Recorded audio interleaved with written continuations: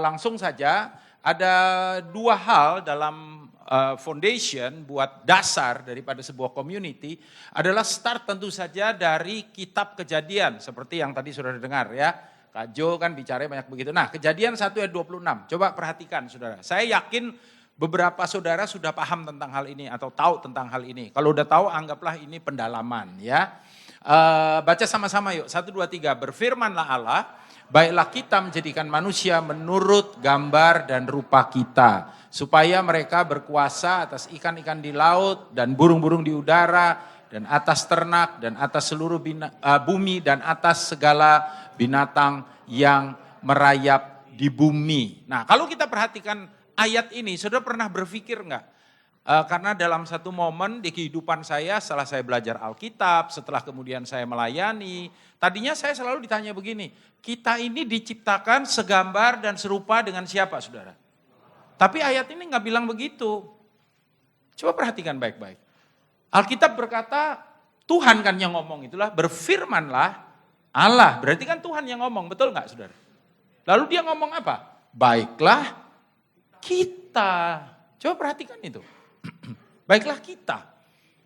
Kenapa dia nggak ngomong begini misalkan, baiklah saya.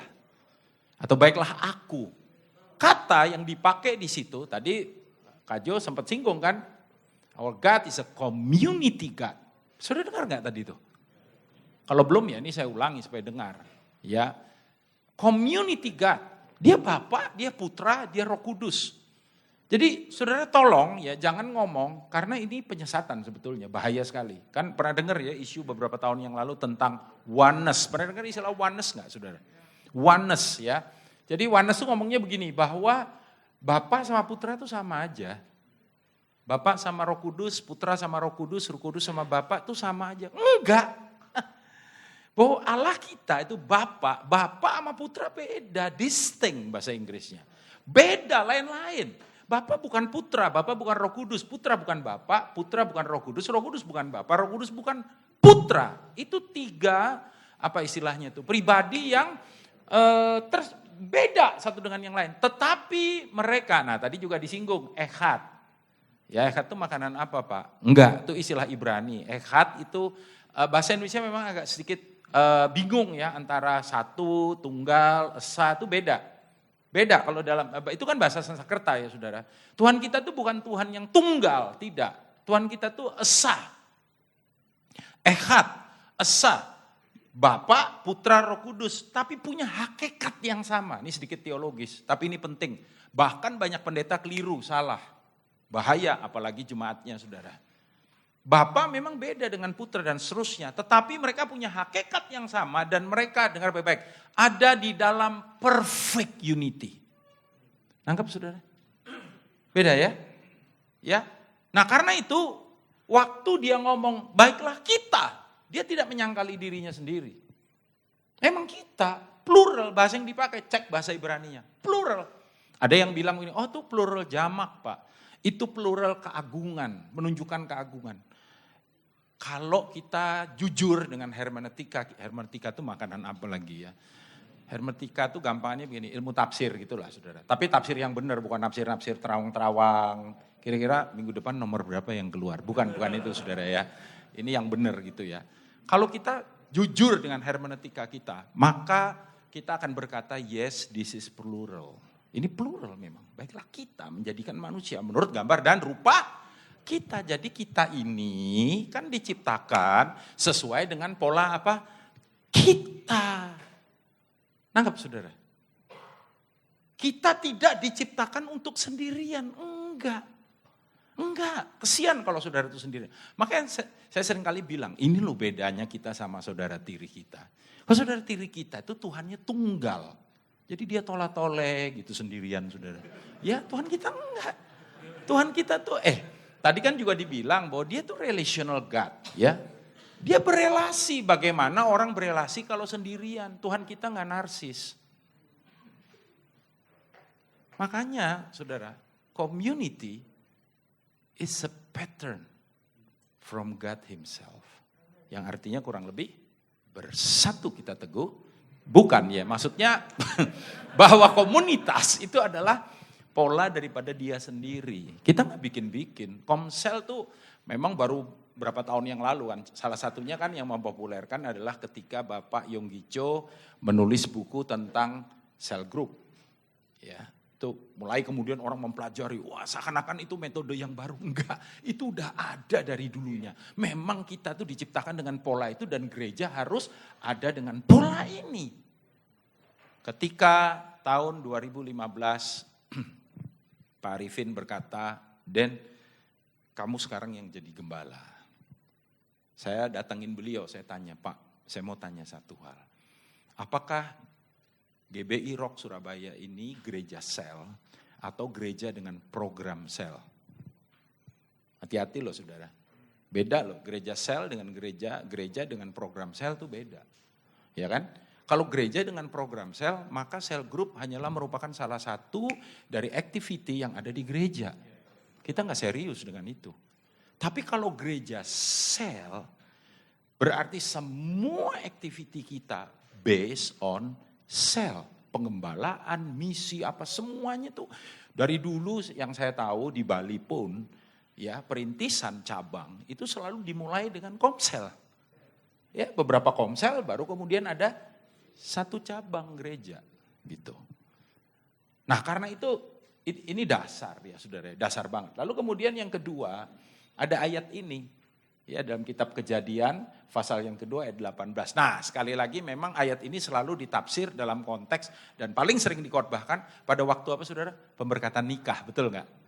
Ya, tapi coba pikirkan, Tuhan sendiri yang ngomong, it is not good for man to be alone. Ya, tidak baik kalau manusia itu apa?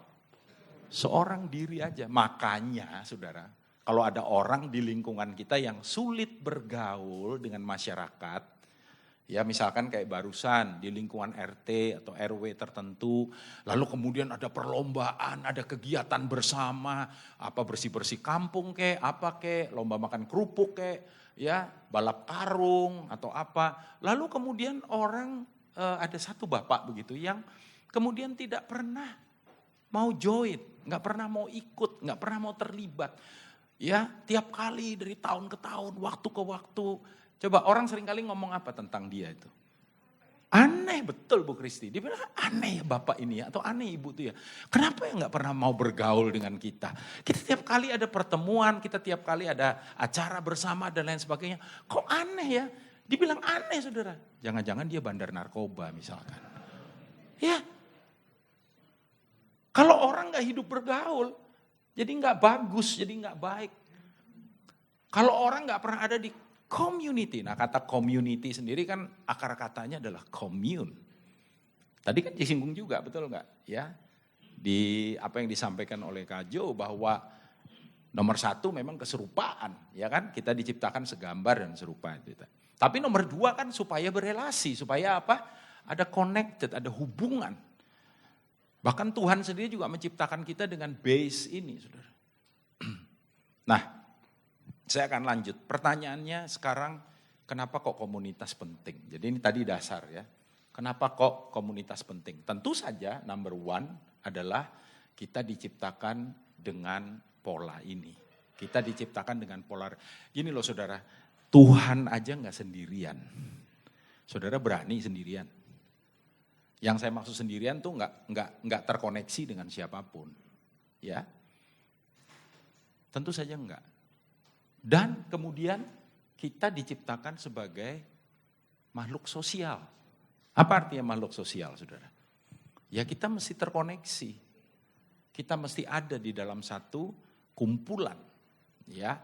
Dan kalau di tempat kita kan kumpulan itu adalah komunitas kerajaan. Jadi saya tanya Pak Arifin. Pak Arifin tegas waktu itu ngomong, gereja sel. Nah sejak waktu itu, kita habis-habisan di situ. Ya, habis-habisan, mati-matian, gila-gilaan, semua kita gerak semua. Semuanya harus kembali ke sana, saudara. Kita bikin yel-yel dan lain sebagainya. Saudara kalau ada yang datang dari Surabaya, saudara ngerti yang saya maksud. Ya, why community? Itu tadi, Amsal 8. Nah, kita baca ayat ini, ayat luar biasa, saudara. Coba baca nih, 1, 2, 3. Orang yang menyendiri mencari kepentingannya sendiri, amarahnya aneh ya saudara ya. Ya, waktu pertama kali saya baca ayat ini, saya juga kaget saudara. Jadi terjemahan New King James bilang ini, the man who isolate himself. Orang yang mengisolasi dirinya sendiri. The man who isolates himself. Dia bilang mencari kepentingannya sendiri, dia looking for his own things ya. And he rages dikatakan. Against, di sini kan dibilang kan meledak terhadap setiap pertimbangan. Di dalam terjemahan bahasa Inggris lebih jelas. Dia bilang he rages against all wise judgment. Amarahnya meledak terhadap setiap pertimbangan yang bijaksana. Nah, dan kita tahu karena ini juga Kingdom Leadership Conference ya saudara.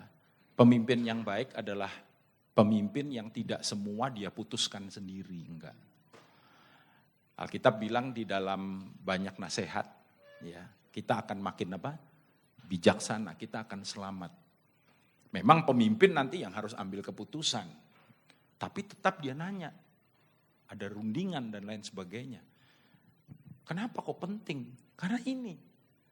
Karena kalau kita sendiri, saudara, kita rawan juga. Ya, poin yang berikutnya, saudaraku, bahaya.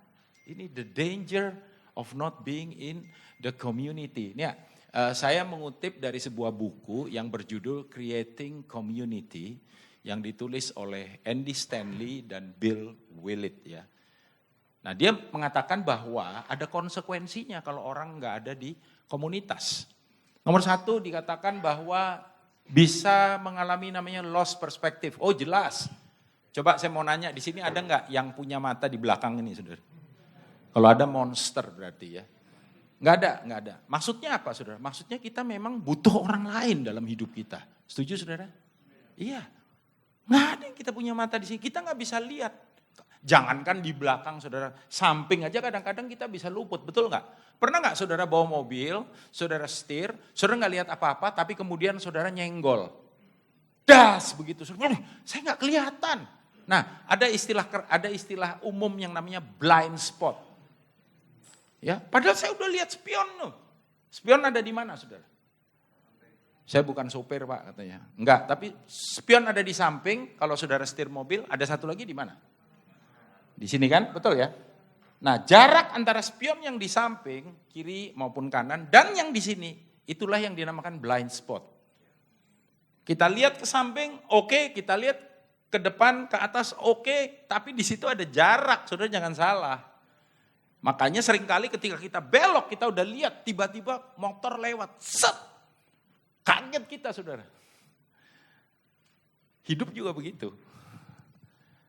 So you need others. Please don't be alone. Sehebat apapun saudara. Diurapinya bagaimanapun. Once you are alone, bahaya saudara. Kita lost perspective dibilang.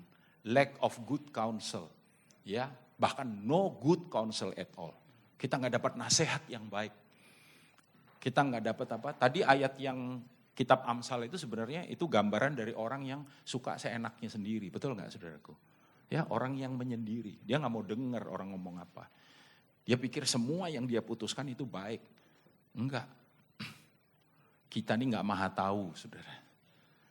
We need one another. Lalu juga fear of intimacy. Nah, saya ketemu orang yang bilang begini kalau di gereja, Pak, saya malas, Pak. Ya, saya malas, Pak, deket-deket bergaul-bergaul. Nanti ujung-ujungnya berantem, Pak. Belum lagi, sorry ya, Pak, ya, sorry ya. Orang-orang yang ada di sini nih aneh-aneh, Pak. Kayak dia gak sadar dia juga aneh, saudara. Jujur ya. Kita nih semua ada anehnya loh. Iya. Aduh, saking saudara belum bergaul aja. Coba kita kalau udah bergaul dekat, kita bilang, Bapak itu ada anehnya loh. It's okay, gak apa-apa, sama-sama aneh. Iya. Saya diajarin Pak Arifin, ini tapi istilah Hokian ya. Dia bilang, gak apa-apa, lu kukuai gua cincai. Coba kasih tahu dulu kiri kanan bilang, lu kukuai, gua cincai. Ya. Kamu mungkin aneh, tapi nggak masalah. Saya bisa paham kok, saya bisa mengerti kok. Ya. Dan orang yang menyendiri juga selfish jadinya. Narrow minded dibilang. Mementingkan diri sendiri, takut terjadinya apa saudaraku? Gesekan, takut terjadinya kemudian strife. Nggak perlu takut. Saya belajar saudara bahwa ada orang-orang yang Tuhan tempatkan di sekitar kepemimpinan yang dipercayakan kepada saya yang jujur ya beberapa ini memang mengganggu. Ada orang-orang yang memang, jadi saya punya rekan hamba Tuhan, gembala, dia bilang gini, Den, kamu tahu nggak Den, bahwa di setiap gereja ada sekelompok orang yang diurapi secara khusus oleh Tuhan, yang kerjaannya itu mengganggu gembalanya. Sampai dia ngomong gitu saudara. Dari ketawa saudara saya tahu pergumulan saudara ya. Tapi orang-orang ini kita nggak bisa singkirkan, betul nggak? Iya benar. Nah saya cuma berdoa begini, Tuhan kenapa ya ada orang-orang yang seperti Tuhan bilang gini loh, aku izinkan mereka ini ada di sekitar kamu untuk mengeluarkan versi terbaik dari dirimu. Sparring partner, betul. Benar loh saudara, kalau nggak ada sparring partner kita nggak makin canggih. Makanya besi menajamkan besi, manusia menajamkan sesamanya. Karena itu jangan takut bergaul, jangan takut ada strife. Jangan takut ada perbedaan, saudara. Disitulah kita belajar untuk saling memahami, saling mengerti. Amin, saudaraku. Disitulah itu ada satu saya lihat di Facebook ya. Cuman saya capture itu bagus. Dia bilang gini, ketika saya berdoa untuk saya bisa sabar, Tuhan mengirimkan orang-orang yang menjengkelkan. Pernah lihat ya? Ketika saya berdoa supaya saya bisa mengasihi, Tuhan kirimkan orang-orang yang, orang Surabaya bilang tuh bencek no tenan. Ketika saya berdoa untuk ini, selalu Tuhan tuh kirim orang. Tuhan gak pernah kirim anjing, Tuhan gak pernah kirim kucing, gak pernah. Yang Tuhan kirim apa saudara? Orang. Coba lihat kiri kanan bilang, mungkin itu kau. Anyway, dan yang paling bahaya ini. Poor health. Jadi dibikin penelitian, orang yang sendirian terus, yang gak pernah ada di community, ternyata 3 kali lipat lebih cepat menghadap Tuhan. So hiduplah sendiri, dan cepat-cepat saudara kontak di gereja bagian kematian. Ya, karena saudara membutuhkan mereka. Anyway, Henry Cloud, seorang dia clinical psychologist, dia berkata, a person who have ability to love, pribadi yang punya kemampuan untuk mengasihi dan terhubung dengan orang lain, meletakkan sebuah dasar yang baik untuk psychological and physical health. Untuk kesehatan baik secara fisik maupun secara psikologis. Jadi ternyata kalau kita bergaul, kita terhubung, kita tuh jadi pribadi yang lebih baik, saudara. Dan saya yakin pribadi yang pasti lebih dewasa, betul nggak saudara? Dan memiliki pengertian. Bukan hanya untuk dirinya sendiri, yang terutama adalah buat orang lain. Ya, nah bahkan saudara, Yesus gak pernah sendirian. Oh iya, udah dari kekal dia memang gak pernah sendirian kan, betul gak? Iya, dia ada Bapa, ada Roh. Dia gak pernah sendirian. Emangnya saudara siapa mau sendirian coba? Gak mau gabung komsel. Emangnya saudara siapa? Nanti kalau kita di sorga kita juga nanya, ada komsel gak di sini? Ya. Saking percayanya saya mau komsel tuh gitu tuh saudara. Ya, saya masih ingat ketika di Surabaya kita pertama kali gembar-gembor komsel. Ada anggota jemaat yang nanya saya, lah Bapak sendiri komsel di mana? Pak Arifin bilang, oh iya dia komsel pemimpin. Tapi saya nggak mau stop sampai di situ saudara. Saya rintis komsel. Ya, saya rintis komsel. Saya rintis beberapa komsel. Yang kemudian setelah berkembang, saya percayakan kepada gembala yang ada di situ. Tentu saja ya anak rohani ya. Demikian saya mulai lagi yang lain. Menggairahkan loh saudara. Saya mengkonseling pasangan-pasangan muda yang akan menikah. Saya tanya mereka, kamu udah ada di dalam komunitas? Udah? Belum Pak. Saya langsung tantang, mau gak komsel? Sama siapa? Sama saya bilang. Oh ya mau. Mulai dari 2 pasang, 3 pasang, 4 pasang. Satu kali kami pergi bareng. Ternyata banyak saudara. Ya sudah saatnya membelah. Saya bilang. Ya jangan bilang pecah ya saudara. Lu komsel harus dipecah. Ngeri kali. Kalau tidak bisa bagaimana? Undang roh perpecahan. Nah, nggak bisa kan ya. Saudara, Markus 3 ayat Markus 3 ayat 14 ya, Markus 3 ayat 14. Saya mesti selesai nih, waktu saya tinggal sedikit ya. Markus 3 ayat 14. Ayo baca lagi, 1, 2, 3. Ia menetapkan 12 orang untuk menyertai dia dan untuk diutusnya menetapkan 12 orang untuk apa? Menyertai dia. Masih ingat nggak ketika Yesus dalam pergumulan berat, lalu kemudian dia di Taman Getsemani, apakah dia berdoa sendirian? Ayo jawab ayo. Apakah dia berdoa sendirian? Tidak, dia datang dengan siapa? Dengan Yohanes, Petrus, Yakobus.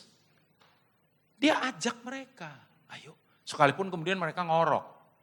Ya kadang-kadang gitu deh ya saudara ya. Ya, tapi Yesus nggak pernah sendirian. Kecuali kalau dia datang dalam waktu-waktu pribadi kepada Bapaknya. Dia selalu ada di dalam komunitas. Yang terakhir saudara. Yesus berdoa untuk komunitas. Kalau Yesus doa untuk komunitas, berarti komunitas penting, benar gak saudara? Itu yang dia inginkan, itu yang dia rindukan. Gini loh saudara, kingdom completion, ini salah satunya yang paling signifikan berbicara sebetulnya adalah tentang penjangkauan, benar gak saudara? Tentang penjangkauan. Nah saya menemukan bahwa penjangkauan akan lebih efisien dan efektif dengan cell group. Nanti Pak David pasti banyak kesaksian. Paling efektif, efisien. Kenapa saudara? Karena kita ini, kita punya karunia. Saudara percaya saudara Tuhan kasih talenta, karunia. Amin saudaraku. Khotbahnya Pak Roni tadi malam. Semua Tuhan kasih. Tapi kan karunia dan talenta kita kan belum komplit ya saudara ya. Nggak ada satu orang tuh yang saya karunianya itu kayak supermarket gitu loh Pak. Semua kebutuhan ada. Emangnya lu siapa coba? Iya. Bapak Putra Roh Kudus saya punya tugas sendiri-sendiri kan, betul gak? Jadi kita ini kan maksudnya gak komplit karunianya saudara. It means bahwa we need one another.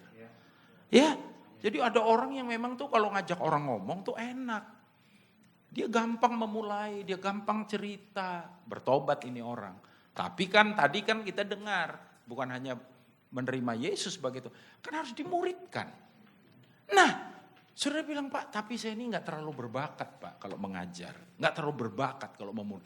Tapi di komsel kita pasti ada saudara yang punya karunia itu. Ya kan, di komsel saya suka baca buku, saya suka belajar. Saya dengan Pak Roni misalkan, karunianya beda saudara. Karunia yang sama antara saya dengan Pak Roni cuma satu. Sama-sama lucu, itu aja ya. Yang lain kita rada beda ya saudara ya. Nah saudara, beda kalau ngomong pengajaran misalkan. Pak Roni konteks saya. Tapi kalau soal jangkau itu dia paling jago. Saudara. Ya, bukan berarti saya nggak menginjil, saya juga menginjil. Nah di komsel kita bisa saling melengkapi satu dengan yang lain.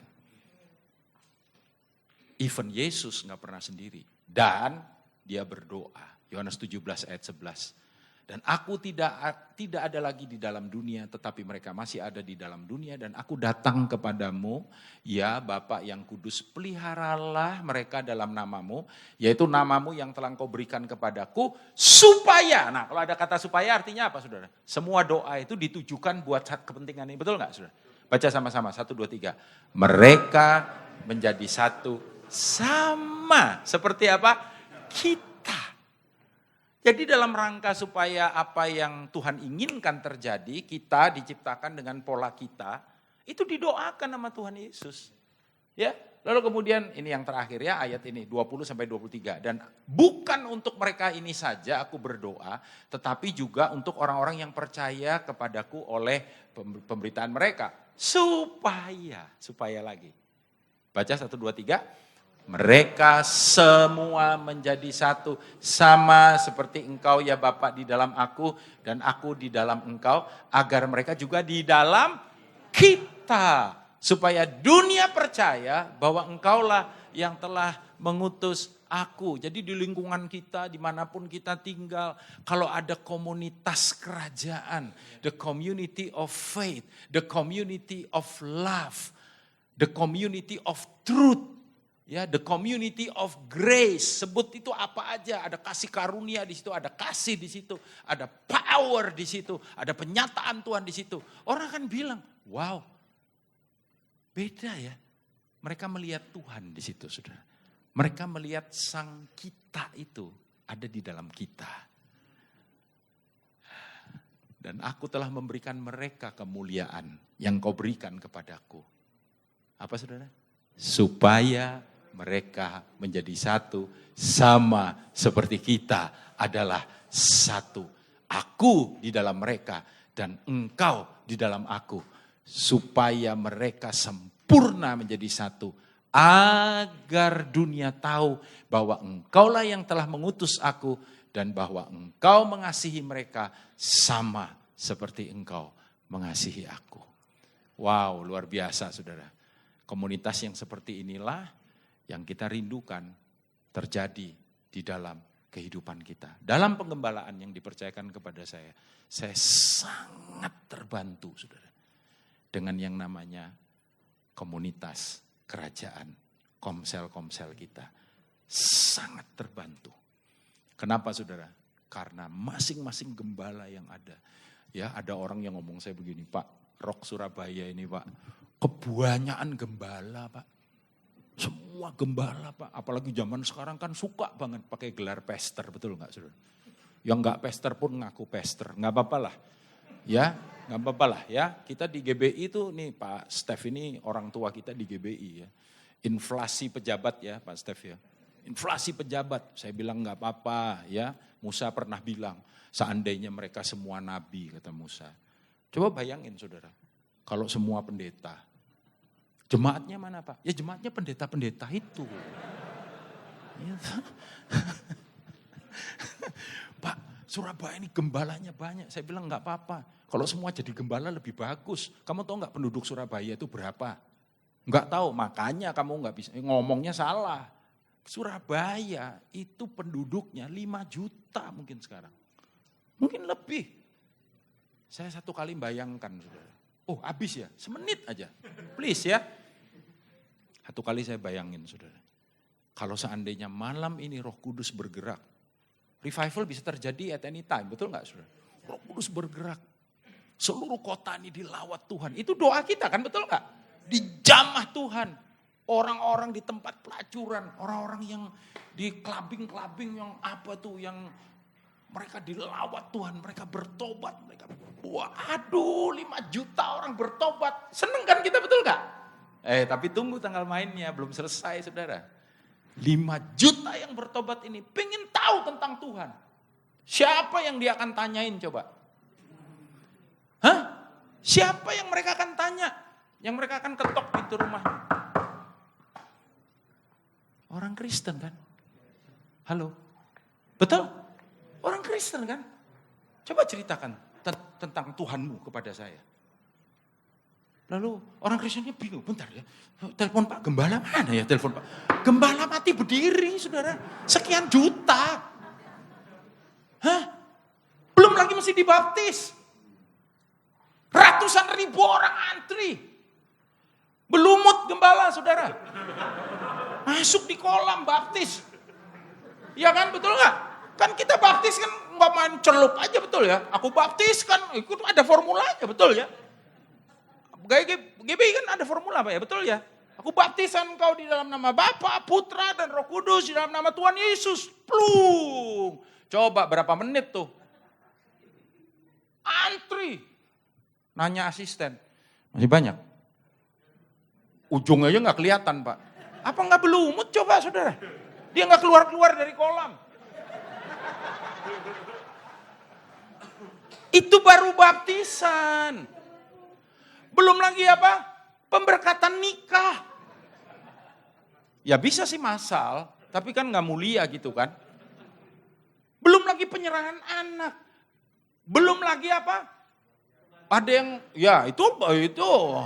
Dan kematian juga nggak ada jadwal. Bapak jadwalnya kira-kira kapan bisa layani saya kematian?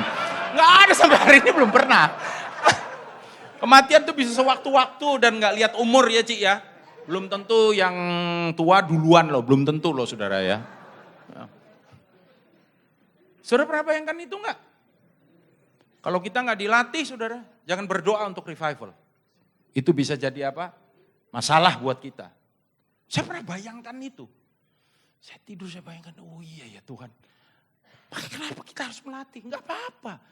Banyak gembala, enggak apa-apa. Kita sedang persiapan untuk penuaian jiwa-jiwa di akhir zaman ini. Siapa yang melakukan? Loh iya loh saudara. Tadi yang saya ngomong tuh Tuhan, kalau Tuhan bergerak di kota Surabaya dan juga di setiap kota yang ada di sini, Tuhan jangan lupakan kami. Taruh kami di barisan depan.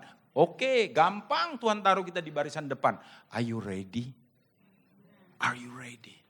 Kalau kita nggak punya komunitas-komunitas yang strong di dalam dia, wah jadi masalah kita saudara. Ya, orang datang ke gereja. Kalau hari ini kan kita rebutan jemaat yang kayak Pak Roni bilang itu. Makanya baliho gede itu saudara di Surabaya. Itu jemaat bilang, Pak bikin baliho Pak. Saya timbang dulu ya. Baliho gede. Baliho gede itu untuk siapa sih? Untuk orang Muslim gitu. Kok kasih nama-nama pendeta-pendeta hebat-hebat, gede-gede, besar-besar.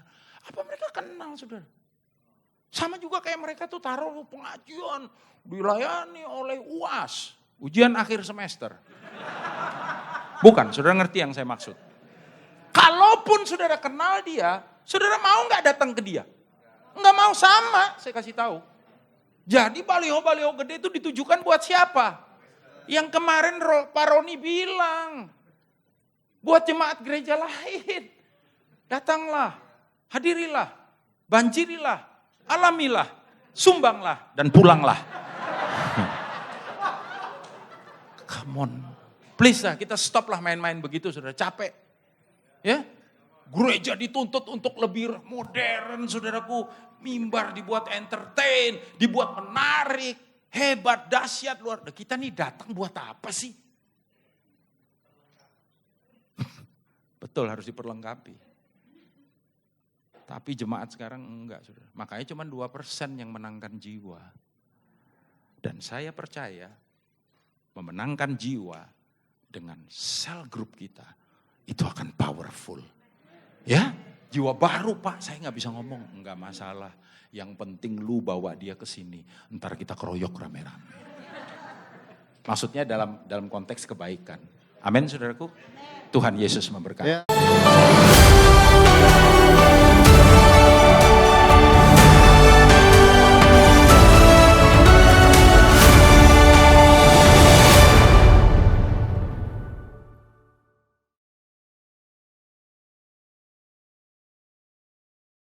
Lucu udah selesai, saya agak serius sekarang ya. Oke, ya nama saya David Imanto, saya lahir di gereja ini, saya bertobat 96, 97 saya ikut Komsel, ya. 98 saya jadi gembala Komsel dan dibina oleh penatua Bu Kristi, terus penatua di sini juga, teman-teman saya juga ada di sini. Kemudian saya belajar mengembalakan Komsel, kemudian setelah melahirkan beberapa Komsel menjadi gembala sektor, ya. Dari gembala sektor kemudian jadi gembala subwilayah, gembala wilayah dan mulai 2014 ya dipercaya pegang satu satelit sampai hari ini ya sampai hari ini dan Bapak Ibu saudara yang kasih Tuhan harus tahu bahwa Komsel itu atau komunitas kerajaan itu begitu signifikan dampaknya ya. Tadi seperti Pak Daniel katakan bahwa gereja kita itu bukan gereja yang punya program sel, bukan. Gereja kita harus gereja sel, saudaraku. Dan lembah pujian ini dilahirkan dari sana.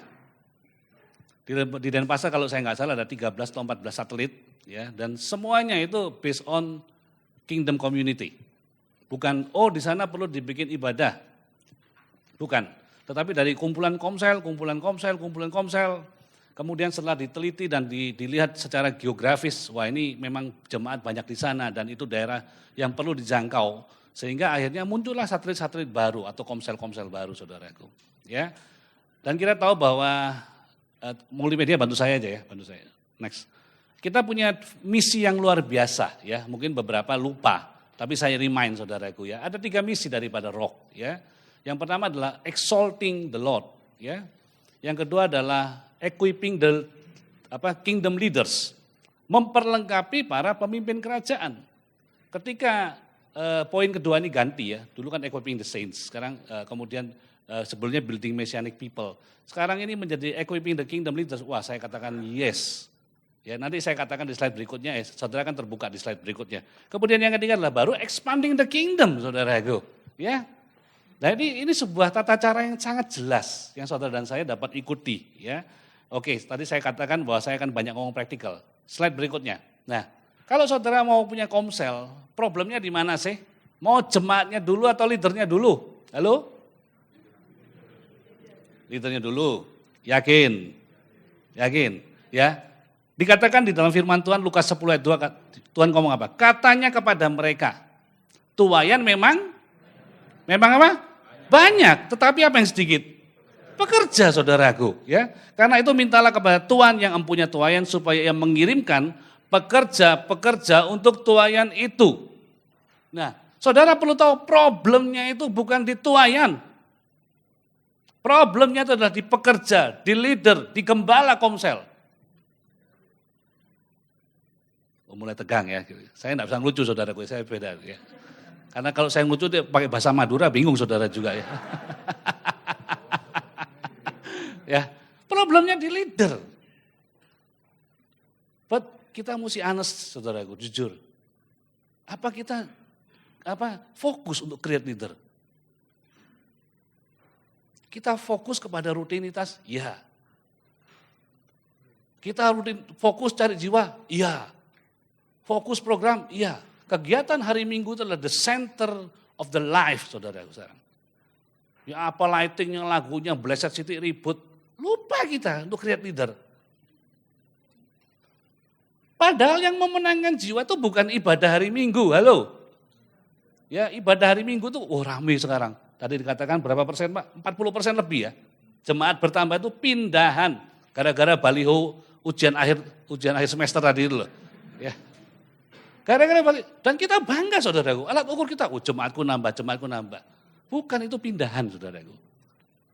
Di tempat kami, saya buat salah satu parameter tolak ukur itu apa? Satu adalah jiwa baru. Yang kedua itu apa? Baptisan.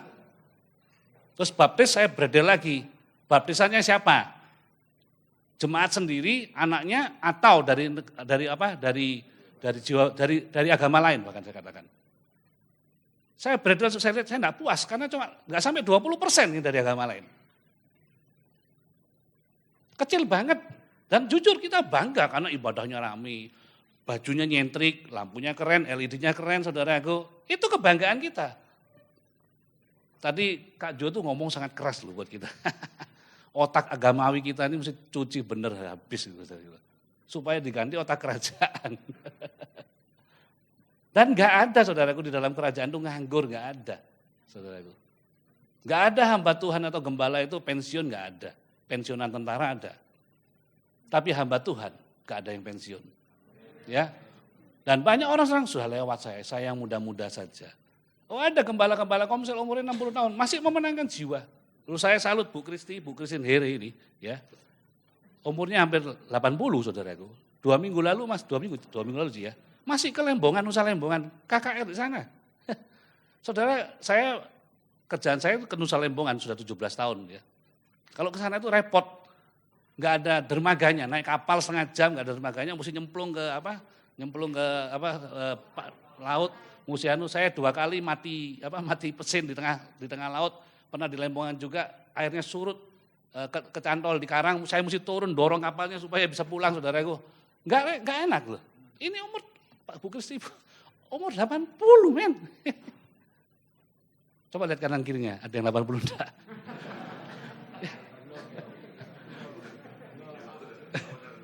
Ya. Jadi slide-nya turunkan. Ayo, saya mengingatkan kembali kepada kita semua. First thing first, ya. The most important apa? Find the leader. Not crowd. Kita salah kaprah. Kalau kita cari crowd. Lomba bagus-bagusan di Instagram. Lomba bagus-bagusan di mana? Bukan, saudaraku. Dan bayangkan loh ya. Kan ini kan karena leader, saya percaya semua gembala komsel ya. punya pengikut lah saya katakan gitu. Bayangkan orang ketemu kita minimal seminggu sekali, sebulan 4 kali, 1 tahun minimal 52 kali. Apakah kita lihat perubahannya? Saya beberapa waktu lalu menolak orang mau gabung Komsel, saudaraku. Loh, kok bisa, Pak? Lalu gini, aku mau ikut Komsel. Ada enggak Komsel yang jalan-jalan sama makan-makan? Waduh, itu bukan kita. Iku arisan ya. Itu arisan itu bukan. Enggak, ya. Komsel itu tempat pelatihan. Training center, saudaraku. Ya. Komsel kadang Senin Kemis ada, enggak ada. Ada, enggak ada. Kembali saya ingetin ya, orang tuh ditemukan sama kita dan kita sebagai pemimpin, percayalah harusnya orang tuh berubah melalui hidup kita. Ya, orang tuh berubah. Baik, saya kembalikan kepada 3 hal poin dasar tugas kita sebagai gereja Tuhan. Ya, gereja itu bukan bangunan tapi diri kita. Yang pertama adalah koinonia, ya. Yang kedua diakonia dan yang ketiga marturia, saudaraku. Ya, koinonia itu persekutuan, ya diakonia itu melayani dan yang ketiga marturia itu menjadi saksi, ya. Baik, turunkan lagi koinonia. Jelas koinonia itu adalah sebuah persekutuan, saudaraku. Komsel, saudara dan saya. How impacted saudara Komsel. Saudara mungkin tidak bayangin ya, saya berdiri di tempat, saudara lihat, wah saya udah berdiri di tempat ini bisa ngomong lancar, saudaraku, ya. Saya bertahun-tahun jadi ketua KLC. Orang lihat, wah hebat, keren. Saya ingat saya masih kuliah itu saya tidak berani ngomong di depan kelas, saudaraku. Ya. Meskipun saya ini kan anak-anak saya keras, saya ngomong masa gitu nggak berani. Lupa saya dulu sampai kuliah pun saya nggak berani ngomong di depan kelas, saudaraku. Ya, bagaimana saya bisa mulai dengan baik? Di Komsel. Di Komsel saya belajar di dalam koinonia saya berubah, saudaraku. Dan seperti tadi Pak Daniel katakan, setiap orang kita tidak bisa berdiri sendiri. Kalau saudara baca ayat berikutnya di dalam Galatia 2 ayat 8 sampai 9. Itu Rasul Paulus, Barnabas pun kongsian, bersekutu dengan yang lain-lain. Tidak bisa kerja sendiri. Sekalipun dia dengan Petrus itu punya panggilan yang berbeda, saudaraku. Ya, Rasul Paulus punya panggilan terhadap orang non-Yahudi. Ya, Petrus dan lain-lain punya panggilan terhadap orang Yahudi. Tapi mereka berkoalisi, bersekutu. Dan mereka bekerja sama. Koinonia itu penting dan harus ada di dalam hidup kita. Tadi pernyataan yang bagus dari Pak Daniel apa? Ayo kita kroyok rame-rame. Loh, jelas itu saudaraku. Komsel itu tadi bukan cuma komsel, tapi komsal. Komunitas saling bantu, saling doa, saling support, saling jaga, saling semuanya. Itu harus ada dalam hidup kita. Ya, saling semuanya. Nah, terus berikutnya. Yang kedua adalah, ya di dalam komsel itu jelas harus ada penyambutan. Ya, penerimaan, ya diterima orang-orangnya. Komunikasi, diajak ngobrol. Saudara tahu bahwa orang Kristen itu salah satu yang paling sulit ngobrol sama orang lain. Ayo jujur, kalau ibadah duduk di mana? Ayo duduk belakang. Kursinya itu kan, sak bokong-bokongnya ngecap di kursinya sudah. Kenapa? Ada jiwa baru kita cuek. Dan kita asik. Seolah-olah gereja itu menjadi zona nyamannya kita loh. Oh aku kenal kok sama si A, aku kenal kok sama si B. Oh aku kenal kok sama Pak Daniel. Lupa bahwa ada jiwa-jiwa yang harus diperhatikan, saudaraku. Diajak ngobrol, ya. Kemudian apa lagi? Dijaga kawanannya.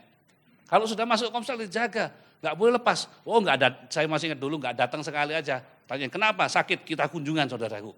Ya, sambil ngajak calon gembalanya yang lain, didatengin, didoakan, ya. Ada masalah apa? Pindahan kos, kita rame-rame pindahan. Ya, dulu mantan anak kos lama kan. Jadi tahu sulitnya jadi anak kos, saudaraku, ya. Kemudian yang terakhir apa? Didewasakan. Tugas pendewasaan itu tugas daripada seorang bapak.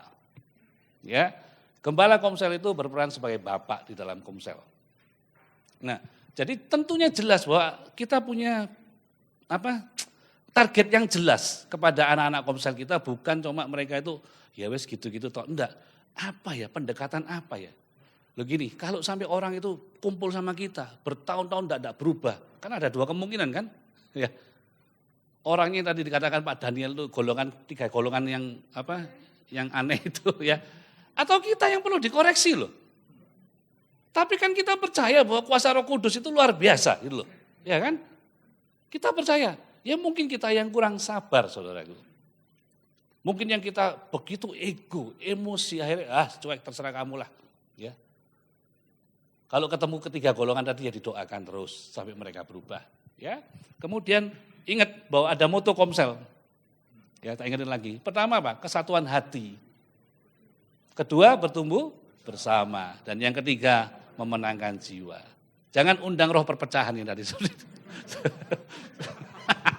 Seperti yang tadi Pak Daniel ceritakan ya. Harus satu. Bayangan loh, sama teman Komselnya ribut terus saja. Minggu lalu dia sombong sekali, dia saksian ini. Sedih hatiku. Lo kok lucu loh ya, saudaranya diberkati. Tapi memang saudara perlu tahu, iri hati itu pusat daripada segala kekacauan dan kejahatan. Firman Tuhan katakan seperti itu. Loh, kalau sampai kita iri, perlu diberesin diri kita sendiri, saudaraku. Ya, oke. Yang kedua adalah diakonia. Ayo saya cepat aja. Diakonia. Diakonia ini apa sih? Oh, kita kebiasaan saudaraku di dalam gereja itu kadang-kadang, oh diakonia itu perlu dana diakonia. Diakonia itu bukan dana diakonia. Diakonia itu adalah melayani dengan setulus hati. Melayani seperti untuk Tuhan dan bukan untuk manusia, itu diakonia. Jadi bukan masalah duit diakonia, sumbangan, bukan saudaraku. Satu hari saya ketemu orang baru bertobat, ya, dia senang punya ilmu lah, maksud ilmu untuk mengobati orang, pakai tusuk pakai kayu Pak, tapi di kaki gitu, di kaki. Jadi seperti akupresur ya, akupresur. Kemudian Pak, saya mau melayani, iya. Terus melayani gimana? Saya punya ilmu akupresur, saya mau ngobatin orang, gratis, ayo tak bawa. Saya bawa ke dua rumah sakit saudaraku, ketemu dua orang, yang pertama sakit stroke, yang satu lagi sakit kanker berat. Ya, datang, seneng dia, ada dampaknya. Ya terus dirawat sampai satu hari, kemudian dia ngomong, aku malas, aku enggak mau lain lagi. Kenapa? Orang itu enggak mau ngikutin kehendak saya gitu. Karena sakitnya kanker kan siapa yang bisa ngobati kan? Segala macam lah, dokter, obat ini dipakai semua dan lain-lain. Kemudian dia kesel saudaraku, dia kesel, dia mutung, berhenti. Loh, kamu kenapa kok mutung? Saya kesel, orang yang enggak mau ngikutin saya. Nah, katanya kamu tulus gitu loh. Tulus atau bulus? Berapa banyak ya kita ini kadang-kadang saya cuma bantu, saya cuma nolong. Bohong, kita enggak tulus. Karena kita ngitung semuanya. Kita berharap kalau kita bantu, kita dihargai, kita nolong, kamu berubah karena saya. Enggak. Diakonia itu melayani dengan hati. Makanya berkali-kali Tuhan Yesus ngomong apa? Ya, selalu dia ngomong kerajaan Allah itu seperti Tuhan yang pergi dan dia akan kembali. Kenapa? Kembali ini kapan? Enggak tahu. Tapi ketika dia kembali on the spot saudaraku, ya spot check, itulah keaslian diri kita. Ya, kemudian lanjut. Yang ketiga adalah marturia, menjadi saksi. Ya, menjadi saksi saya tidak perlu banyak ngomong, itu sudah terlalu banyak tadi di hall itu, saudara kalau ikut 2 hari ini, kenyang makan kita, saudaraku. Ya, Pak Beni, Doni Lekawa Besi, waduh, Lewaka Besi, luar biasa. Bayangin loh, itu 1 minggu 3 kali cuci darah masih pergi ke Mentawai, saudaraku. Kita yang sehat aja. Sampai dalam artian benar-benar hidupnya diaplikasikan, ya, diaplikasikan di sana. Jadi saksi, ya saya kasih satu ayat yang bagus buat saudara. Iya, 1 Korintus 5 ayat 6-8. Kemegahanmu tidak baik, kemegahan itu apa? Kesombongan, saudaraku ya. Tidak tahukah kamu bahwa sedikit ragi menghampiri seluruh adonan? Buanglah ragi yang lama itu supaya kamu menjadi adonan yang baru, sebab kamu memang tidak beragi. Sebab anak domba Paskah kita juga telah disembelih, yaitu Kristus. Karena itu marilah kita berpesta, bukan dengan ragi yang lama, bukan pula dengan ragi keburukan dan kejahatan, tetapi dengan roti yang tidak beragi, yaitu kemurnian dan kebenaran, saudaraku. Apa ragi yang lama kita? Roh agamawi. Roh agamawi itu pengen dihormati, ya, pengen ini, pengen itu, ya, pengen dilihat orang. Dan tema KLC kita ini sangat bagus sekali menurut saya. Mungkin judulnya The Second Man ya Pak ya. Ya. Iya, memang orang yang kedua. Kaleb itu luar biasa loh. Tuhan Yesus ini nggak pusing kok jadi orang kedua. Ya, tidak perlu muncul. Ya, sekali-kali kalau orang kan komplain kan, ini itu kurang ini. Saya ngomong sama dia, mau gantiin saya enggak? Saya dengan senang hati beneran, saudaraku ya. Saya nggak bingung jabatan, yang penting tetap melayani Tuhan. Amin. Ya, rebutan jabatan buat apa, capek, saudaraku ya. Oke, yang terakhir saya tutup dengan fungsi daripada Komsel, ya. Ayo, nah, yang pertama apa? Sebagai wadah penjangkauan. Saudaraku ingat, wadah penjangkauan itu bisa formal sama informal. Kita ini memenangkan banyak jiwa dari mana? Kalau ada anak-anaknya jemaat tuh ulang tahun. Waduh, saya kalau diundang ulang tahun doa buat anak-anak kecil, saudaraku. Tapi yang saya cari bukan anaknya, saya cari mana yang saya tidak kenal. Dan itu jujur ya, jujur saya ketika ngobrol gitu selalu ada aja jiwa yang nyantol. Ya, selalu ada aja. Mulai keluar dari zona nyaman ngobrol dengan orang yang kamu kenal tok. Mulai, saudaraku. Tiap minggu itu selalu ada jiwa baru. Kamu ke arisan, kamu ke ulang tahun itu selalu ada. Ya, dan mengajak orang ke Komsel itu jauh lebih mudah dibandingkan mengajak orang ke gereja. Pasti itu sudah. Ya, dan orang tidak akan malu cerita curhat di sana, saudaraku. Yang kedua, gereja itu adalah wadah pemulihan dan kebangkitan. Tadi saya katakan saya tidak berani ngomong di depan. Tapi di Komsel saya diajar, dilatih. Hati Bapak saya pulih, identitas saya pulih, saudaraku. Kemudian apa? Belajar apa? Bersaksi. Saya masih ingat pertama kali saya suruh doa, saudaraku. Ya, doa saya berhenti di tengah jalan. Doa makan bisa berhenti. Karena saya bingung saya mesti closing apa gitu. Tapi dilatih mulai belajar bersaksi, menyampaikan firman Tuhan, memimpin pujian, ya. Sampai terakhir dari orang yang nggak berani ngomong di depan kelas. Ketika saya ujian skripsi, dosen saya ngomong gini, kayaknya kok kamu sudah biasa ngomong di depan banyak orang, katanya gitu ya. Ya karena dilatih di sana. Gereja itu training center, ya. Kemudian apa lagi? Wadah pemuritan. Jangan coba datang toh dimuridkan, saudaraku ya. Menu gereja kita itu sangat banyak. Saya masih heran kadang-kadang orang tuh pergi ke sana, pergi ke sini. Bayangkan makanan di rumah lo belum habis. Mosok mangan di rumahnya tonggo, saudaraku. Betul ya Pak Daniel ya? Bingung ke sana, bingung ke sini. Makanan di rumahmu lo masih bertumpuk gitu loh. Kemudian yang wadah pelatihan, kemudian wadah pengutusan, yaitu melahirkan Komsel yang baru. Ingat Komsel yang baru itu muncul harus karena ada apa? Pemimpin, karena ada kebutuhan. Saya percaya kalau banyak pemimpin, Komselnya pasti berkembang. Kenapa? Cari jiwa itu mudah. Kenapa? Firman Tuhan tadi katakan dengan jelas bahwa tuayan itu banyak. Nah, orang yang berpikiran itu saat terbalik pikirnya, susah cari jiwa, salah saudaraku, ya. Terbalik. Kita sering mendengarkan perumpamaan kan, orang suruh jual sepatu. Pergi ke satu tempat yang orangnya enggak pakai sepatu semua. Ya kan? Sales pertama balik bocai percuma. Kenapa? Enggak ada yang pakai sepatu. Sales kedua ngomong apa? Wah, ini kesempatan besar, Pak. Kenapa? Enggak ada yang enggak ada yang pakai sepatu. Saya bisa jualan banyak. Gampang enggak? Enggak gampang. Tapi saudaraku bayangin, kamu nginjil kemana? Saya nginjil ke orang Kristen. Saya nginjil ke orang, buat apa saudaraku? Cari jiwa yang lain. Orang Kristen di Indonesia enggak sampai 5%. Bali ini 4 juta. Nah, kemarin Ibu Eva sebagai pemimpin sudah ngomong, 4 juta, kita cuma 50.000. Masih ada 3.900.000 lebih yang harus dimenangkan. Nah, susah Pak nginjil. Ya kalau kamu mengandalkan kekuatanmu sendiri susah. Tapi kalau mengandalkan Tuhan pasti ada pertolongan. Dan yang terakhir, Komsel itu cikal bakal ibadah umum. Ya, terakhir saya tutup saudaraku di dalam Yohanes 21. Itu cerita ketika apa? Murid-murid itu tuh exhaust, capek saudaraku. Ya, merasa sudah banyak berbuat, kemudian Tuhan Yesus hilang saudaraku. Ya, nggak tahu kemana. Kemudian Petrus, Yohanes dan beberapa temannya ngomong gini, kita mau kemana? Yuk kita cari ikan lagi yuk. Udah saudaraku, ya sudahlah kita pergi ke laut. Mereka pergi ke laut cari ikan lagi saudaraku. Dan mereka katakan apa? Mereka tidak mendapatkan apa-apa. Kemudian satu pribadi berdiri di pinggir danau itu saudara berkata, adakah lauk pauk di mana kamu? Enggak ada. Kemudian dia ngomong apa? Tebarkanlah jalamu ke sebelah kanan.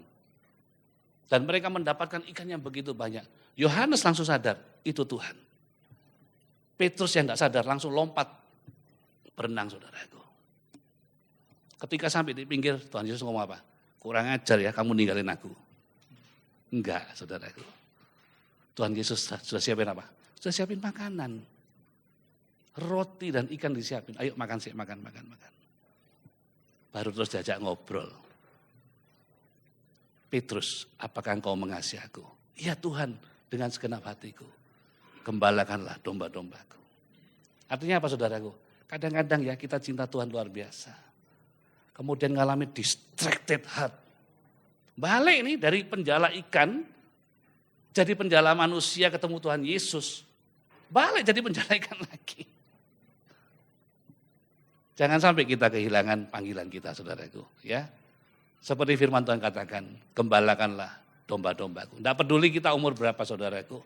Ya, orang tua kita sudah menjadi contoh nyata, teladan nyata buat kita semua. Ya, itu yang saya sampaikan. Tuhan Yesus memberkati.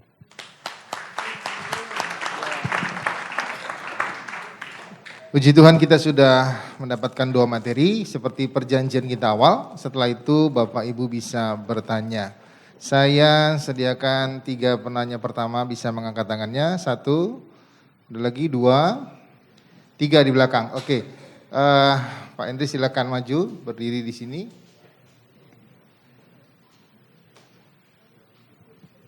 Salam.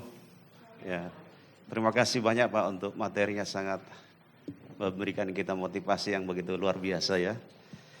Saya mau bertanya Pak, beberapa waktu sudah lama ini ya saya baca buku Komsel. Mungkin Bapak ya bisa juga berdoa. Saya hanya minta petunjuk saja ini. Saya sudah lama baca buku itu ya, Komsel dari Yonggi Cho itu ya. Maafkan jika agak saya salah ingat, tapi saya ingat saya di buku itu ditulis bagaimana strategi dia dalam bermisi itu. Yaitu dengan cara mengelompokkan orang, ya kan? Artinya bisnismen dengan bisnismen. Ya yang ini, karena kalau dicampur begitu nggak nyambung katanya. Nah saya juga minta pendapat dari Bapak, dari pengalaman Bapak, apakah memang harus seperti itu ya, sehingga penjangkauan dalam misi itu lebih efektif. Karena misalnya biasanya kalau orang di dalamnya ada satu bisnismen, ada yang tidak nyambung dia. Jadi menurut Yonggi Cho, ya, jadi dikelompokkan supaya lebih efektif komunikasinya. Nah saya minta nasihat dari Bapak-Bapak. Terima kasih.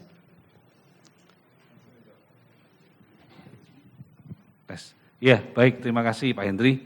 Ya, memang idealnya seperti itu, ya idealnya, ya. Tetapi kalau jumlahnya memang belum ada dan belum cukup, ya sementara digabungkan dulu.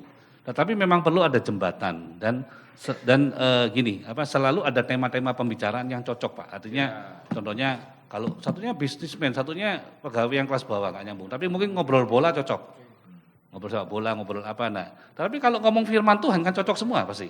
Cuma tinggal aplikasinya saja, ya kan? Nah. Mungkin ya sebagai gembala menjadi jembatan Pak, menjadi jembatan tengah-tengah.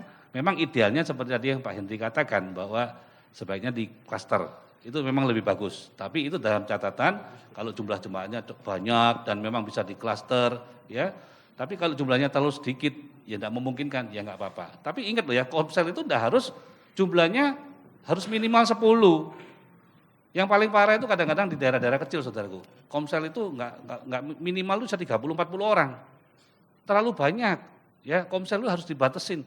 3 orang boleh, lo boleh, enggak apa-apa. Firman Tuhan katakan 2-3 orang Tuhan hadir kok. Ya kan? Lo nanti 2-3 kan nambah lagi. Tapi jangan bangga, dari dulu Komsel saya solid Pak, 20 orang sepakat, enggak berubah kayak Tuhan Yesus. Itu kan banyak seperti itu, pengennya bikin zona nyaman, tidak apa-apa Pak. Tapi itu, nah nanti sambil dimuridkan, orang-orang yang calon leader ini kan kelihatan pasti loh ya. Nah itu yang akan menjadi alat bantu kita. Dan orang semakin dewasa semakin bisa menjadi jembatan, semakin bisa menjadi mediator di antara mereka. Ya, itu Pak Hendri ya. Baik, terima kasih Pak. Ya, yang kedua silakan berdiri, sebutin nama dan dari Rokman Pak. Oke, Shalom, Koden Kugyong sama Bapak Ibu sekalian. Perkenalkan nama saya Andri Setiawan, saya dari GBI Rock Surabaya. Jadi pada intinya saya mau tanya, sebenarnya ada beberapa tapi tadi ternyata sudah terjawab. Saya tanyanya satu pertanyaan aja, yaitu salah satu kendala kita sulit mendapatkan jemaat komsel baru. Ini baik di Roket maupun di KGC Surabaya ya, adalah adanya kecenderungan untuk kedekatan eksklusif antar anggota komsel. Bagaimana cara kita menghilangkan gap eksklusivitas tersebut di dalam komsel? Karena apa? Karena sekarang anak-anak komsel saya aja, saya kebetulan juga seorang MCP, KCP, sorry. Mereka bilang, kok ini kita bikin Milo Signature, nama komsel saya Milo BTW. Bagaimana cara kita, apa kita bikin Milo Signature aja, jadi orang-orang yang, nah itu kan semakin memperkental gap eksklusivitas. Padahal sebenarnya kita sebagai KCP, kita nggak kepingin gap itu ada. Kita kepingin kita open wide sama orang-orang baru, kita kepingin reach out orang-orang baru. Dan bagaimana cara atau langkah aplikatifnya untuk menghilangkan gap tersebut. Terima kasih. Baik ya. Eksklusivitas itu ada di mana-mana, saudaraku. Tadi saya katakan bahwa selalu kita kumpul dengan orang yang itu, orang-orang itu. Nah, anak-anak muda ini, ya nanti historinya ini saya bahas di sesi generasi juga sih, ya bersama dengan Pak Yusak. Ya, anak-anak muda sekarang ini memang cenderung seperti itu, ya tertutup, eksklusif, apalagi Zoom. Tetapi saudaraku ingat tugas gereja itu membuka mata mereka. Ya, nggak usah ngomong orang anak muda, kita juga seperti itu. Kita susah sekali nyapa orang baru. Ya, tapi kalau kita know how worth it one soul, saudaraku, begitu berharganya satu jiwa. Saudara kan berubah. Kita kalau suruh follow up bisnis cepat, saudara, cepat. Ini loh ada orang mau beli ini, gak sampai 5 detik, set kirim, Pak saya ini mau nawarin ini, langsung cepat saudaraku. Tapi jujur kalau suruh follow up jiwa, kalau saudara tanya kenapa kok komsel kita bertumbuh, tidak ada resep yang saya lakukan saudaraku. Saya cuma berusaha memfollow up jiwa yang diberikan, itu aja. Loh kadang-kadang kita follow up sekali sebuyar, orang tidak mau datang sudah. Enggak, kita kejar. Saudara tahu kita lagi, contoh ya, kita lagi urus satu anak, umur 21 tahun, suka berhalusinasi saudaraku. 3 tahun ini minum obat, kemudian saya ngobrol sama, saya doakan, ini problem sama papanya gitu. Ya, Tuhan ngomong gitu. Saya panggil tim saya. Pertama yang dikonseling siapa? Orang tuanya dulu. Jangan mimpi saudaraku merubah anak-anak itu tanpa melibatkan orang tua. Saya kasih tahu. Ya itu nanti saya bagian di sesi generasi harusnya. Jangan mimpi. Kenapa? Habit yang mereka bawa itu produk daripada keluarga. Terus kemudian kita ketemu 2 jam cuma mau bengkokkan gitu. Mimpi. Nah terus praktikalnya gimana? Bawa mereka keluar. Orang susah ngucap syukur, bawaan ke rumah sakit. Bawa ke panti asuhan, lihat anak-anak yang tidak ada orang tua nih. Mereka pulang, mereka sadar, iya. Bawa turun makan di warung yang murah gitu. Suruh lihat. Bagaimana mereka sekolah, bagaimana mereka baru mereka bisa berubah. Tapi kita percaya ya, bahwa dengan doa, dengan kuasa Tuhan mereka pun bisa diubahkan. Anak-anak ini baik kan, tapi ingat tugasnya leader itu penting. Dan leader itu harus terkoneksi dengan leader yang lain. Leader itu harus belajar.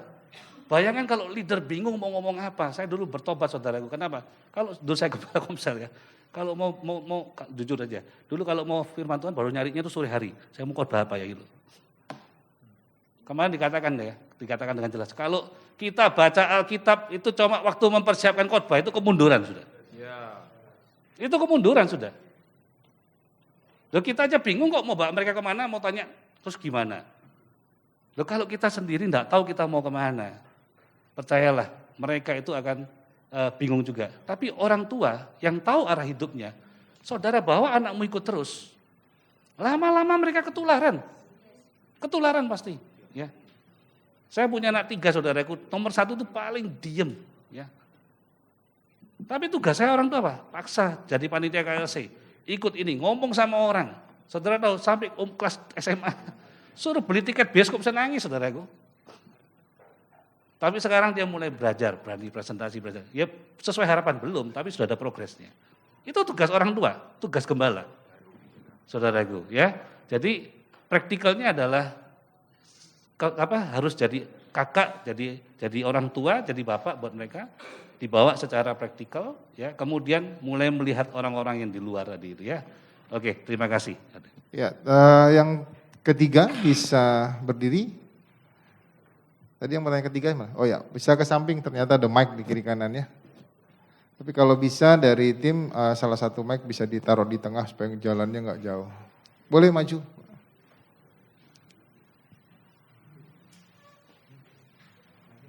Bisa di kanan atau kiri? Ada mic-nya, ya.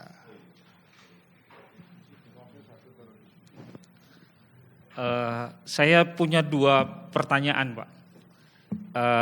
Yang pertama, nama saya Herikson Sitompul dari Subwilayah Timur 71 Lembah Pujian. Saya sedikit mengalami kendala waktu mempersiapkan pemimpin Komsel. Secara pengajaran di Komsel dan semua beres. Tapi secara administratif terus terang saya agak terganjal. Karena persyaratan harus menyelesaikan rock journey level tertentu. Sementara pas saya cek kelas pengajaran tersebut hanya diadakan 2 kali dalam setahun. I'm sorry to say sedikit kontraproduktif, Pak. Ini mohon pertimbangannya gimana, Pak? Karena memang hanya diadakan secara Zoom ya. Saya rasa karena kadang-kadang agak terkendala mereka. Yang kedua, setelah berapa kali session ini, saya kepada Pak Daniel Januar sih. Saya rasa kita perlu yang namanya School of Kingdom, Pak. Supaya kita mengerti prinsip-prinsip kerajaan dan itu tidak dibatasi rock journey atau STT Kingdom, Pak. Karena saya melihat kalau di STT Kingdom, kita harus belajar teologi yang secara sistematis sudah diajarkan beribu-ribu tahun, Pak. Maksud saya dari sejak zaman Romawi, Katolik Roma, Pak. Itu beda sekali dengan prinsip kerajaan yang Yesus ajarkan. Saya tidak tahu bagaimana menerjemahkannya, tapi saya rasa pola pikir ini yang sudah kita Kingdom Leadership diadakan sejak 2011, 2014, sampai hari ini, itu efeknya, aplikasinya, saya rasa karena saya terjun misalnya ke anak-anak Komsel, saya luangkan waktu ke mereka, ajarkan mereka, itu saja susah gitu, Pak. Jadi saya merasa ternyata pengertian itu harus terus-menerus diajarkan. Saya tidak tahu bagaimana kepada pemimpin. Gitu aja, Pak. Terima kasih. Ya, terima kasih Pak Eksen. Oke, yang pertama itu bisa disikapi dengan Komsel yang tetap berjalan, ya, pakai nama gembala Komsel yang melahirkan dulu, Pak, sambil nanti calon gembala Komselnya bisa mengikuti atau melengkapi syarat-syarat yang ada, ya. Itu di belakang juga ada Litbang Komsel, admin Komsel Ibu Novi, nanti bisa tanya lebih detail seperti itu. Jadi cukup menjawab ya. Jadi tetap belajar tapi penamaan Komselnya pakai gembala Komsel yang lama dulu ya.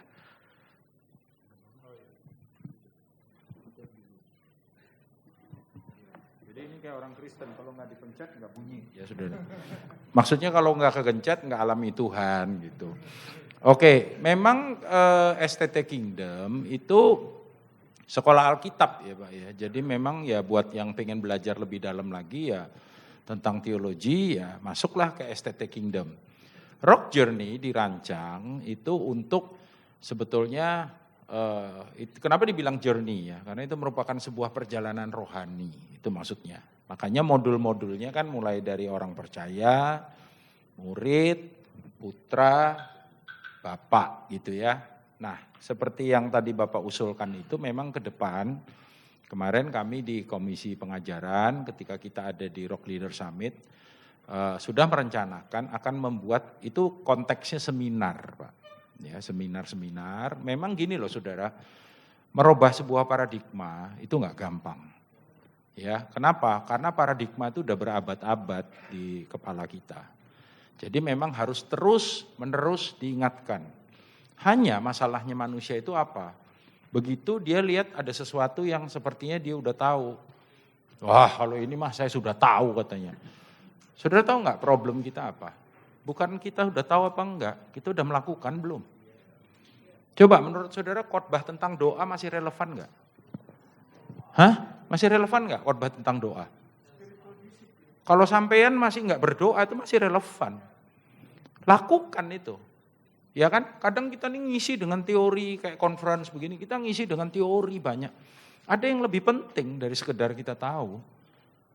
Saya pernah bikin, kita di Surabaya, ini kebetulan ada sel pester kita, coba berdiri dulu Ren.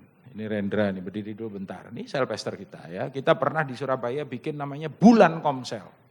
Berarti semua khotbah di bulan itu tentang Komsel, all about sel group maksudnya. Satu bapak datengin saya setelah 2-3 minggu, Pak Daniel. Kita ini kan hidup enggak cuma sel group ya Pak ya. Kita hidup ini kan penuh pergumulan Pak. Mbok khotbahnya diganti, saya sudah bosen. Pak, dari minggu ke minggu.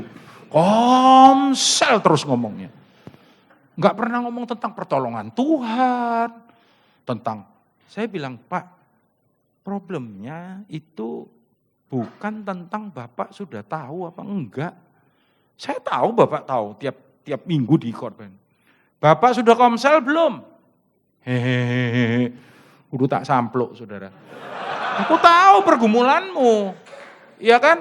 Tapi kita nih punya purpose gitu. Nah jadi itulah yang kita harus robah. Memang merubah paradigma itu gak gampang saudara. Makanya berulang-ulang.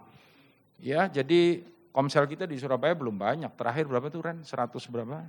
105, belum banyak saudara. Karena belum cover ya jemaat. Maksudnya belum mengcover secara majority ya. Lumayan lah ya, tapi belum. Satu kali ada pembicara dari gereja gede di Jakarta datang. Dia juga sel pastor kayak Pak Rendra ini. Lalu ya ngobrol lah kita, dia tanya, oh iya di Surabaya ini berapa persen jemaat berkomsel? Waktu itu statistik kita baru 50% kurang lebih. Ya, lalu saya bilang, ya saya malu-malu gitu ya saudara. Ya kita ini baru 50%. Lalu to be surprised dia bilang, wah bagus itu. Udah 50% bagus. Oh maaf ya saya bilang, 50% itu pansui bro. Tahu pansui enggak saudara? Mati sebelah. Harusnya 100%. Duh kok saudara diem? Apa saya salah saudara? Harusnya semua dong. Saya nggak bilang kita sudah semua. Sekarang angkanya 70% ada nggak kira-kira? Kurang lebih ya? Belum bahkan, coba lihat saudara. Kerja keras, kayak kemarin Pak Arifin bilang, masih banyak yang harus dikerjakan. Ya, jadi gini loh saudara, kalau mau mulai komsel nggak usah mikir jauh-jauh, nanti gimana ini, aduh persiapkan leader, nanti siapa yang datang orang. Udahlah, pokoknya yang penting kumpulin dulu orangnya. Lalu mulai udah gitu. Nanti along the way, nah, saudara bisa perlengkapi gitu ya, apa yang kurang, saudara kalau mau nanya-nanya kita silahkan setelah ini. Ya, saya akan memberikan nomor teleponnya Anto. Enggak bercanda ya, nomor telepon saya ya, saudara ya. Nanti saudara bisa kalau mau nanya dengan Pak Rendra, ini saya yakin di Bali juga banyak ya, gembala-gembala yang sudah pengalaman. Itu aja, Tuhan memberkati. Saya nambah 1 menit ya, 1 menit. Jadi saudaraku, kita concern cari leader ya, dan untuk cari leader itu bayar harga. Saudara harus punya waktu, siapin waktu, ngobrol, ngajar mereka. Ingat loh ya, ketemu bukan makan-makan. Makan-makan silakan. Tapi kalau ketemu tidak ada yang diomongin worth it, tidak ada percuma. Ya percuma saudaraku. Ngajar. Dulu saya masih ingat, saya punya program di LU30, Development Under 30. Sekarang mereka jadi pemimpin, tiap bulan ketemu saya. Saya kasih PR saudaraku. Ngajar apa? Ngajar tentang visi, ngajar tentang manajemen, ngajar tentang leadership. Loh kalau kita tidak pernah ngajar terus kok mereka tidak bertumbuh? Loh kamu tidak pernah ngajar. Gimana mereka mau bertumbuh? Ya, leader itu kan dilahirkan bukan cuma jabret kayak gitu. Dibentuk benar-benar dilatih loh Gazari. Ya, jadi ayo bayar harga. Ketika kita bayar harga, saya percaya satu melahirkan satu. Tadi Pak Arifin ngomong sebentar 1000 gereja sampai ya. Surabaya 100 jadi 200. Denpasar 600 jadi 1200 saudara ibu ya. Tuhan Yesus memberkati.